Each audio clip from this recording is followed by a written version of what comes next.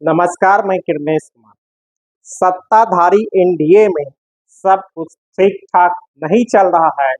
जहां लोजपा के राष्ट्रीय अध्यक्ष और केंद्रीय मंत्री चिराग पासवान 2025 की तैयारी में लगा है, तो बीजेपी अंदर ही अंदर उसकी पार्टी को तोड़ने में की तैयारी भी शुरू कर दी है।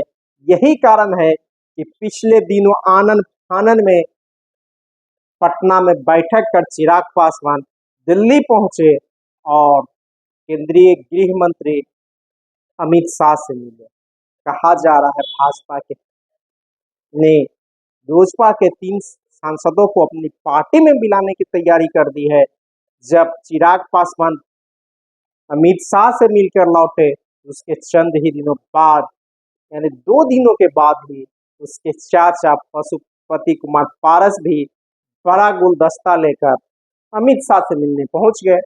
कहा जाता अमित शाह से मिलने पशुपति कुमार पारस नहीं गए, जबकि उसको बुलाया गया था।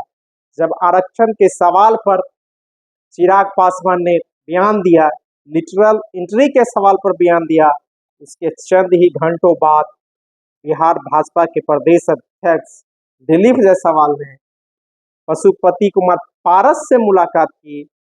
अब अमित शाह ने पशुपति कुमार पारस से मुलाकात की है। इसके कई मायने लगाए जा रहे हैं। कहा जा रहा है कि हाल के दिनों में केंद्र की सरकार द्वारा लिए गए कई फैसले पर चिराग पासवान ने सवाल उठाए हैं, चाहे सुप्रीम कोर्ट का फैसला हो, कोटा के भीतर कोटा हो या लिटरल एंट्री में आरक्षण का सवाल हो, सहित कई सवाल है जिस पर सरकार को यू टर्न लेना पड़ा है। और चिराग पासवान ने भी सवाल उठाया। इसी के बाद उसकी पार्टी के 3 सांसदों को तोड़ने की कवायद शुरू गई है। साथ ही जदयू के कई सांसदों को भी भाजपा में मिलाने की तैयारी है।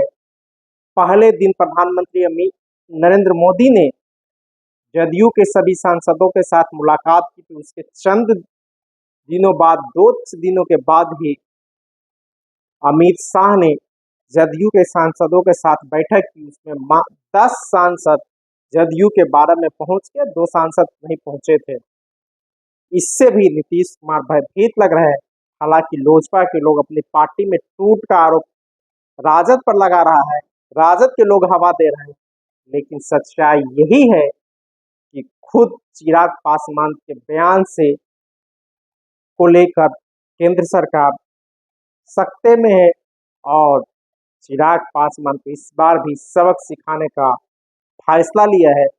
17वीं लोकसभा चुनाव में भी 6 में से 5 सांसद अलग हो गए थे और पशु कुमार पति ने अलग पार्टी बना ली थी और उसे केंद्र में मंत्री भी बनाया गया था। इसी तरह इस बार भी उसकी पार्टी को तोड़ने की कवायद शुरू हो गई है और जब ये 3 सांसद लोजपा के टूटेंगे तो उसका विलय होगा सीधे और अलग पृथक समूह की मान्यता दी जाएगी संसद में और उसका फिर भाजपा में विलय किया जाएगा। इसी तरह की तैयारी जदयू के साथ भी चल रही है। जैसे राजनीतिक गलियारे में चर्चा है, अगर यह सही है तो बिहार विधानसभा चुनाव से पहले जो अगले साल अक्टूबर नवंबर में 2025 में होने वाला है, बिहार में बड़ा खेला हो जाएगा और सत्ताधारी भारतीय जनता पार्टी अपनी ही सहयोगी पार्टियों के साथ खेला कर देगी और जिससे उसके सहयोगी भी अब भयभीत नजर आ रहे हैं।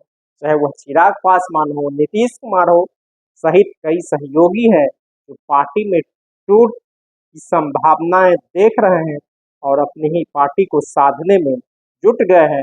धन्यवाद। मैं किरनेश कुमार।